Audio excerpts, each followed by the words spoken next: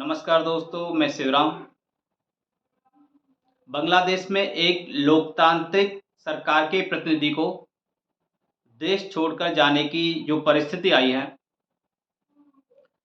दोस्तों ये एक आंदोलन छात्रों के द्वारा रिज़र्वेशन के खिलाफ स्टार्ट हुआ था।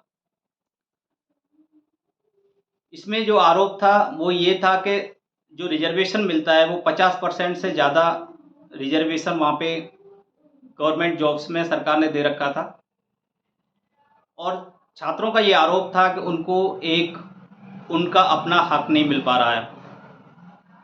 रिजर्वेशन के अंदर भी धांधली थी, क्योंकि वहाँ पे कोई प्रॉपर सत्यापन कोई मैकेनिज्म नहीं था जिसके व्याप पर आप ये सत्यापित कर सकें कि कौन फ्रीडम फाइटर्स है, कौन फ्रीडम फाइटर्स नहीं है। तो इस तरह से बच्चे नाराज़ थे और ये काफ़ी जायज़ भी बन जाता है कि जब आप इतना हार्ड वर्क करते हो किसी कॉम्पिटिशन एग्ज़ाम के लिए और आपको मालूम चलता है कि वहाँ पर रिजर्वेशन की वजह से वहाँ पे सीटें पहले से ही फुल हो चुकी हैं और बहुत ही लिमिटेड सीटें आपको मिली हैं। और जो फील्ड सीटें हैं उसमें भी कुछ धांधली हुई है, तो एक जायज़ गुस्सा उसमें बनता है। तो दोस्तों ये एक आंदोलन का रूप लेके बच्चों ने एक आंदोलन किया था और वो आंदोलन रिज़र्वेशन के खिलाफ था कि आप इस रिज़र्वेशन को हटाइए। जमात इस्लामी और वहाँ की जो विरोधी पार्टी थी, उन दोनों ने हाईजैक कर लिया और इस आंदोलन को उस लेवल तक पहुँचा दिया कि जहाँ पर एक चुनी हुई सरकार को के प्रतिनिधि को देश छोड़कर जाना पड़ा।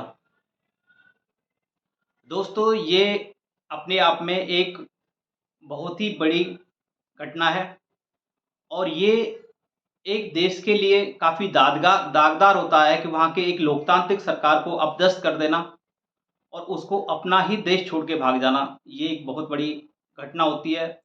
लेकिन दोस्तों इसको कुछ सोशल इन्फ्लुएंसर्स एक बड़े अचीव के तौर पर इसको प्रमोट कर रहे हैं या इसको सपोर्ट कर रहे हैं। दोस्तों ये जो कि मेरी व्यक्तिगत राय ये है कि ये जो भी मेरी व्यक्तिगत राय ये है कि ये गलत है। दोस्तों ये एक ट्रेंड चल रहा है। ये ट्रेंड हमारा अफ़गानिस्तान से स्टार्ट हुआ।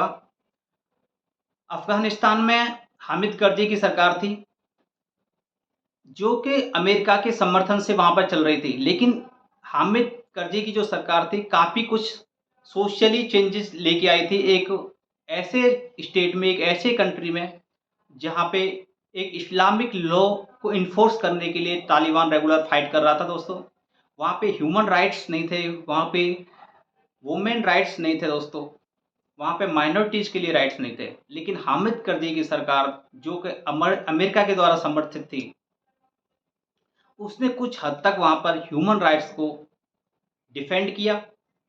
वहाँ पे वुमेन्स राइट प्रोवाइड कराए, वो वुमेन राइट्स को प्रोटेक्ट किया।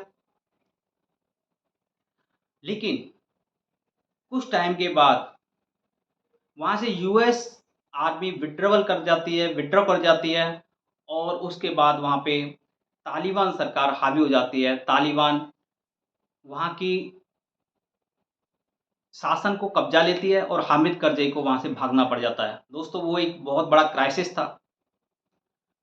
लेकिन हमारे यहाँ के कुछ बुद्धिजीवियों ने उसको भी समर्थन किया था।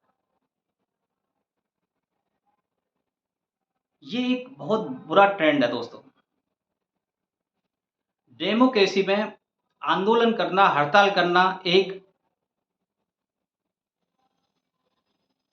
एक राइट के तौर पे माना जाता है, एक उसकी खूबसूरती मानी जाती है दोस्तों। अगर कोई व्यक्ति सरकार के फैसले से नाखुश है तो वो सरकार के खिलाफ हड़ताल कर सकता है, आंदोलन कर सकता है। ये एक डेमोक्रेसी की एक खूबसूरती होती है दोस्तों। लेकिन उसी डेमोक्रेसी